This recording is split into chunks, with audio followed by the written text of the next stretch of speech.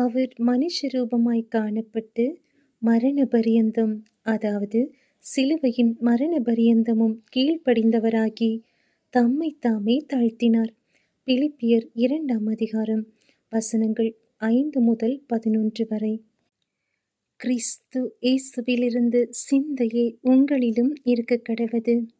அவர் தேவனுடைய ரூபமாயிருந்தும் தேவனுக்கு சமமாயிருப்பதை கொள்ளையாடின பொருளாக எண்ணாமல் தம்மைத் தாமே வெறுமையாக்கி அடிமையின் ரூபமெடுத்து மனுஷ சாயலானார். அவர் மனுஷ ரூபமாய் காணப்பட்டு மரண பரியந்தம், அதாவது சிலுவையின் மரண பரியந்தமும் கீழ்ப்படிந்தவராகி தம்மைத் தாமே தாழ்த்தினார்.